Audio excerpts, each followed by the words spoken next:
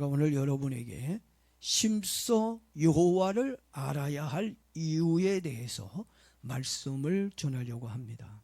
누구를 좀 알자고요? 여호와 하나님을 우리가 좀 심서 알자. 그럴 수 있는 귀한 시간이 되어지기를 바랍니다. 성경이 몇 권으로 되어 있나요? 66권이죠. 구약과 신약으로 나눠집니다. 구약은 39권으로 되어져 있는데 그 39권에도 여러 가지 종류의 책들이 있습니다. 그 중에 이제 16권이 예언서가 있습니다. 예언서에서도 이제 두 가지로 나눠져요. 예언서를 선지서라고도 이야기하는데 이렇게 선지서에도 큰 선지자가 있고 작은 선지자가 있습니다. 그래서 대선지서와 소선지서로 나눠지는데 대선지서는 4권으로 되어 있고 소선지서는 12권으로 되어 있습니다. 특히 호세아서는 선지서 중에 첫 번째로 나오는 아주 작은 책입니다. 책 내용을 보게 되면 호세아 선지자는 고멜이라는 음란한 여자와 결혼을 합니다. 아마 우리 청년들은 결혼하려면 이런 고멜과 같이 음란한 여자와 결혼하기보다는 정말 정결하고 깨끗한 좀 이렇게 순수한 그런 여자를 원할 거라. 또 남자도 마찬가지죠. 여자들도 깨끗한 남자를 원할 거라고 생각합니다. 근데 호세아는 자기가 좋아하는 여자와 결혼하는 것이 아니라 하나님께서 일방적으로 음녀 고멜과 결혼을 하라고 아예 명령을 내렸어요. 그 바람에 할 수 없이 고멜이라는 이 음란한 여자와 결혼해서 가정을 세웠습니다.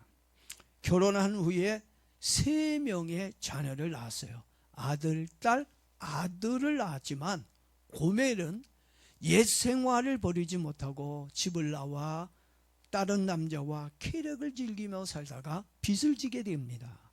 호세아는 마음이 많이 상했지만 감정을 억누르고 싫다고 하는 고멜을 잘 설득해서 집으로 데리고 옵니다. 고멜이 진 빚 은 15개와 보리 한 오멜 발을 주고 그녀를 집으로 데리고 와 살았습니다. 이 모습을 보면서 하나님의 종은 아무나 하는 것이 아니라고 하는 것이 생각이 들었어요. 주의 종으로 산다는 게 얼마나 힘들고 어려운 일인지 모릅니다.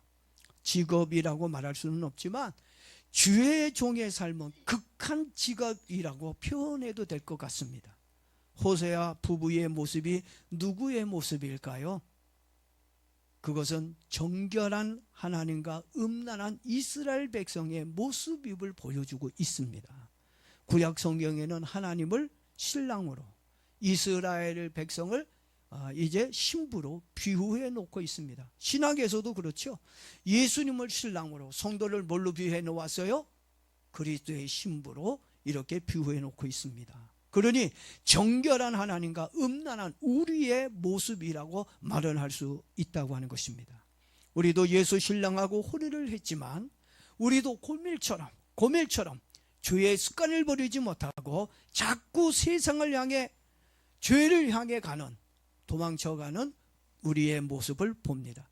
하나님은 호세아를 통해 외간 남자에게 미쳐 가정을 버리고 도망친 아내를 잡아다가 집으로 데리고 오는 호세아의 참담한 모습을 보면서 이 모습이 누구의 모습이라고 말하고 있다고요?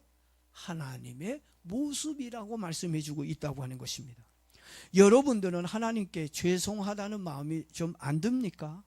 이제부터라도 신랑 예수님의 마음을 아프게 하지 말고 가정을 지키듯이 신앙을 지킬 수 있는 정결한 예수님의 신부가 되어주기를 바랍니다.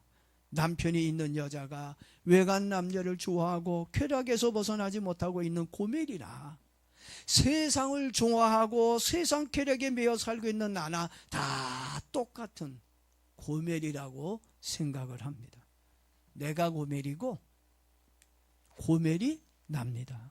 그러니 저와 여러분들은 죄의 습관을 끊어버리고 가정을 지키듯이 믿음을 지키는 저와 여러분이 되길 축복합니다. 특히 하나님은 호세아를 통해 창조주이신 신랑 하나님은 우리 인생들을 보살펴 주시고 상처를 싸매 주시고 아픈 곳을 고쳐 살려주시는 고마운 분이라고 말해주고 있습니다. 고멜이 집을 나가 몸을 팔며 힘들어하고 있었을 때 호세아는 찾아가 고멜의 몸값을 지불하고 몸과 마음이 망가진 고멜을 집으로 데려와 정성껏 치료해주고 돌보아 줍니다. 이 모습이 진정으로 우리를 사랑해 주시는 하나님의 참된 모습이라고 호세아는 말해주고 있는 것입니다. 집을 나가 몸과 마음이 만시창이가 된 고멜을 집으로 데려와 사랑으로 치료해주고 돌보아준 남편 호세아처럼 신랑 되는 하나님은 배반하고 세상을 향해 살다가 세상에게 배신을 당해 망가진 나를 사랑으로 치료해주고 살려주시는 고마우신 창조주이시며 사랑이 많으신 하나님이라는 것을 알아야 합니다. 사랑이 많은 신랑 하나님은 고멜과 같이 음란한 우리를 죄에서 살려주시고 병에서 살려주시고 가난과 저주에서 살려주시고 환난에서 살려주시는 좋으신 하나님이십니다. 그러므로 우리는 더욱더 신랑 되는 하나님을 사랑하고 찬양하며 살아야 할 것입니다. 그런데도요, 우리는 신랑 하나님의 사랑을 거부하고 자꾸 죄악된 세상으로 가려고 합니다. 그럴 때마다 사랑의 하나님은 울고 부르고 또 불러주시고 있습니다. 오라, 우리가 여호와께로 돌아가자. 여호와께서 우리를 찢으셨으나 도로낫게 하실 것이요 우리를 치셨으나 싸매어 주실 것임이라. 하나님 무엇 때문에 고멜처럼 집이 싫다고 자꾸 세상을 향해 뛰쳐나가는 인생을 부르고 있는 것일까요? 그것은 하나님의 사랑 때문입니다. 사랑하는 사람이 병들어 죽어가고 있기에 안타까워 살려주기 위해 부르고 있는 것입니다. 남편을 떠나 위도를 하면 잠시 즐거울 수는 있지만 돌아오는 건 상처와 고통뿐이라는 것입니다. 하나님을 떠나 이 세상과 함께 살면 행복해질까요? 아니라는 얘기입니다. 오히려 더 많은 상처로 불행해진다는 것을 알아야 합니다.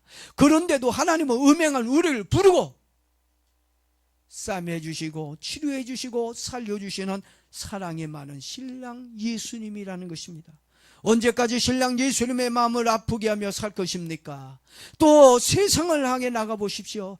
여러분을 기다리고 있는 건 행복이 아니라 죄와 고통과 질병과 상처뿐이라는 것을 또 경험하게 될 것입니다. 그래서 호세아 선지자가 2절에서 우리를 대신해서 간절하게 외치고 있습니다.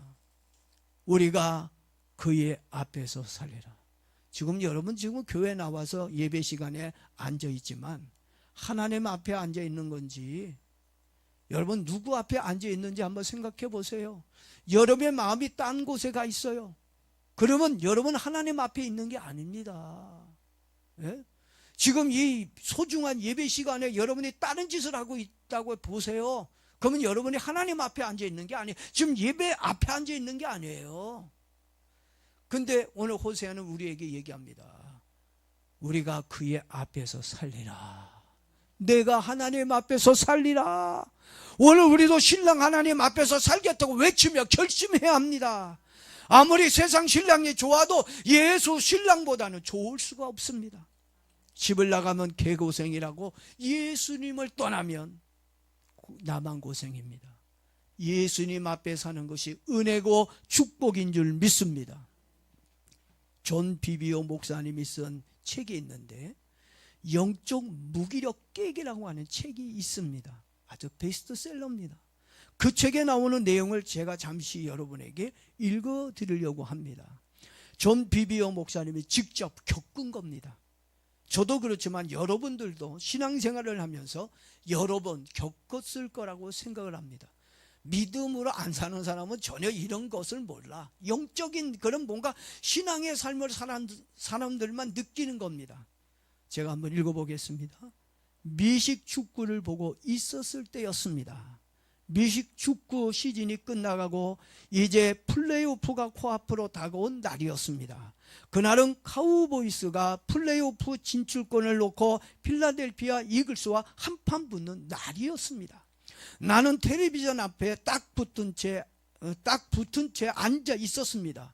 마지막 쿼터 종료 8분밖에 남지 않는 시간, 카우보이스가 4점 뒤지고 있었습니다. 그때 카우보이스의 스타 쿼터백이 팀원들을 진두지휘해 골대 앞을 향해 질주하고 있었습니다.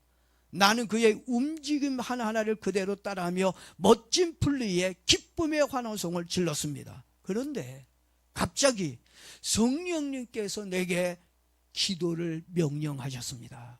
강력하게 기도하라, 기도하라, 기도하라는 소리에 마음속 깊은 곳으로부터 강하고 무거운 부담감이 왔습니다.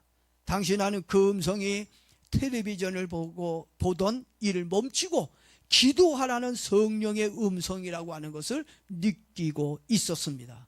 하지만 나는 당장 순종하지 않고 큰 소리로 말했습니다. 주님, 8분밖에 남지 않았습니다. 이 경기만 끝나면 곧바로 기도하겠습니다.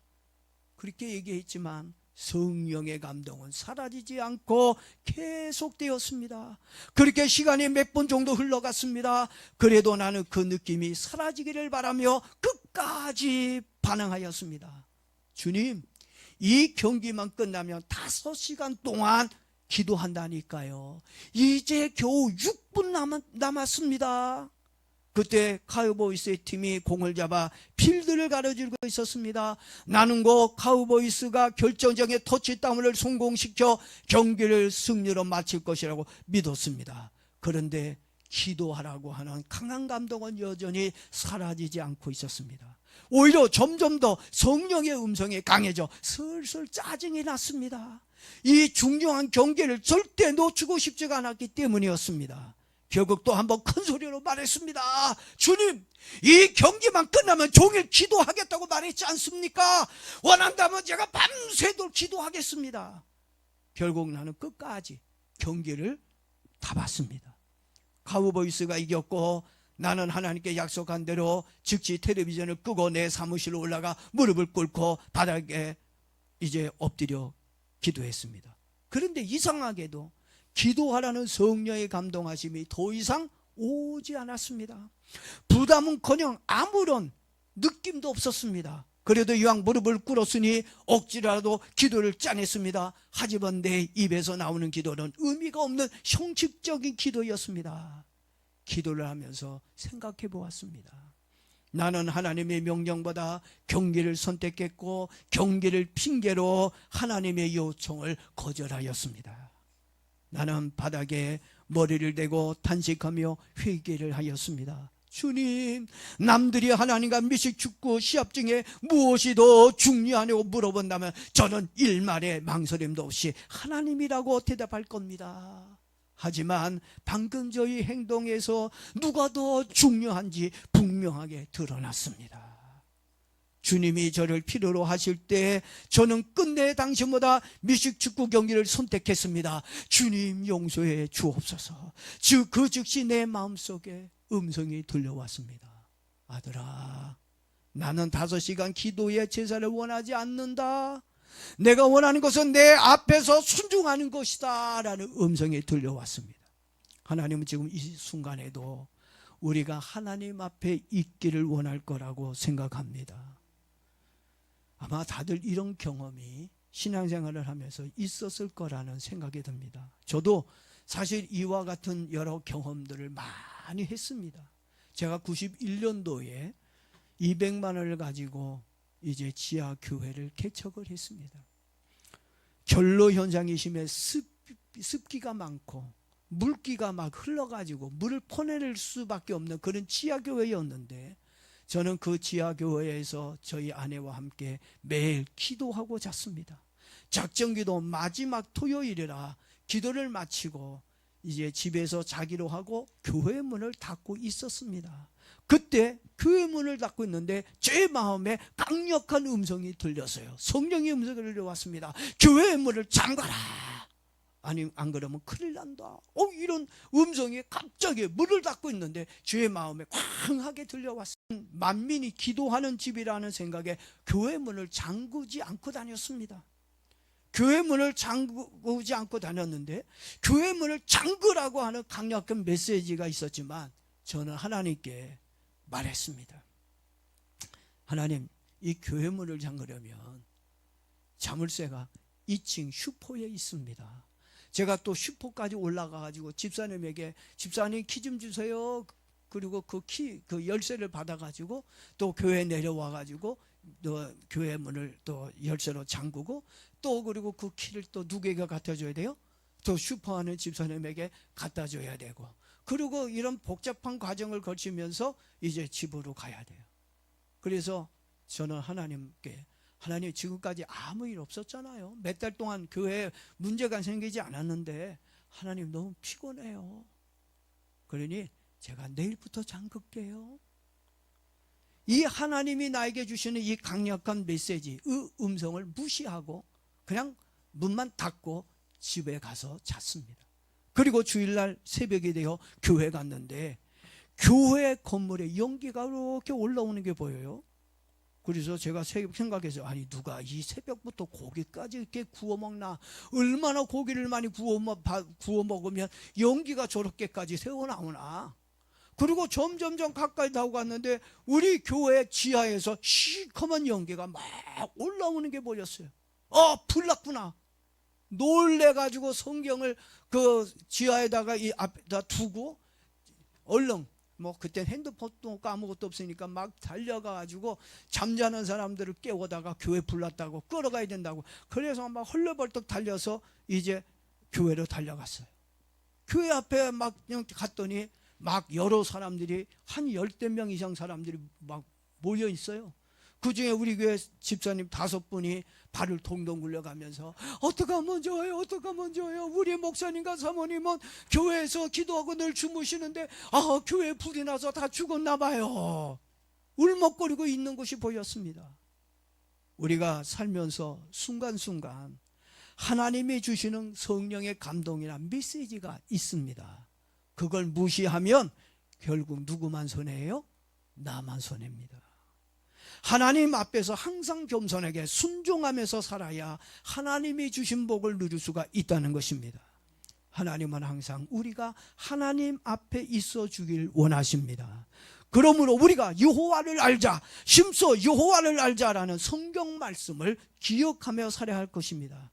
그렇다면 왜 우리가 신랑 하나님을 심써 알아야 할까요? 3절에 그 이유가 2가지로 나옵니다. 3절입니다.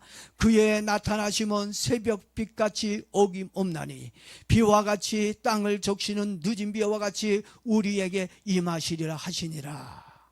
자, 첫 번째 이유가 뭔지 보세요. 새벽빛을 만나면 어두움은 물러가고 동력에서 떠오르는 찬란한 태양의 빛을 만날 수가 있습니다.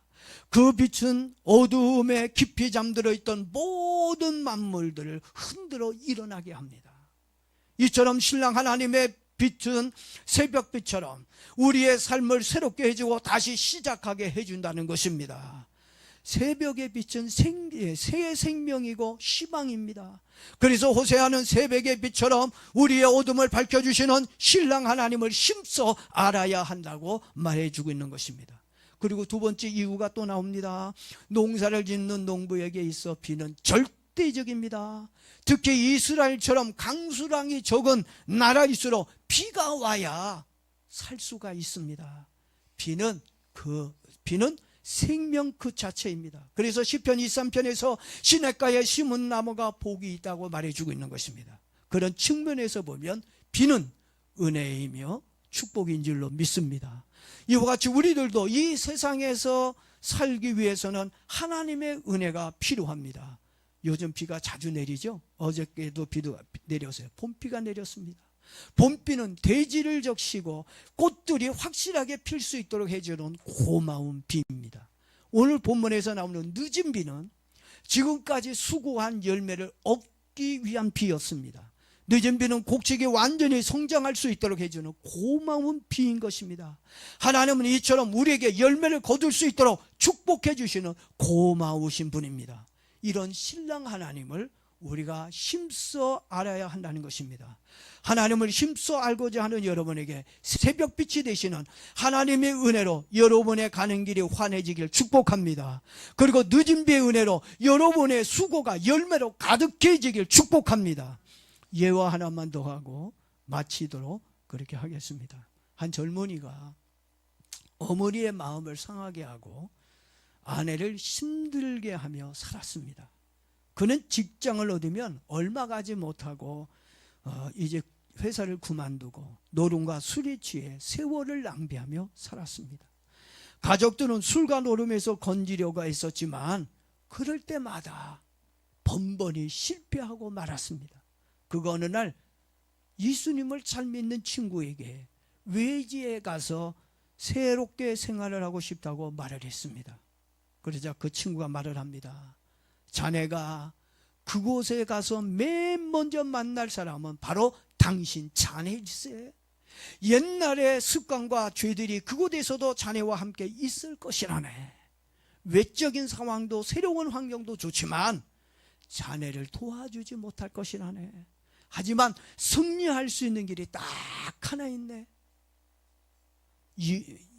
주 예수 그리스도를 믿는 것이지. 그리고 하나님을 알려고 노력해 보세요. 예수님을 믿는 친구의 이야기는 불쌍한 친구의 마음에 대모처럼 확 바뀌게 되었습니다. 오늘도 여러분이 이 말씀 들을 때 여러분 가슴에도 이 하나님 말씀이 대못으로 좀 바뀌었으면 좋겠어요. 예. 그는 친구의 말대로 하나님을 힘써 알기로 결심을 하고 열심히 교회를 다녔습니다. 죄에서 구원을 얻고 술과 노름에서 승리하기 위해 새벽빛이 되시는 예수님을 믿었습니다. 늦은 비로 축복해 주시는 하나님을 의지하며 살았습니다. 그의 믿음대로 새벽빛이 되시고 늦은 비가 되시는 하나님께서 술과 노름에서 고쳐주셨고 가난으로부터 살려주시고 새 사람이 되게 해주셨습니다. 우리도 신랑 하나님을 힘써 알려고 한다면 새벽의 빛과 늦은 비가 되시는 하나님의 은혜로 치료받고 고침받아 새롭게 사는 축복이 일어날 줄 믿습니다. 이제부터 여러분들도 정말 나도 힘써 신랑 하나님을 알아야 되겠다. 그리고 그분을 믿고 살고자 하는 결심이 여러분 마음에 있다면 새벽빛이 되시고 늦은 비가 되시는 하나님이 여러분의 인생에 큰 은혜와 복으로 축복해 주실 줄로 믿습니다.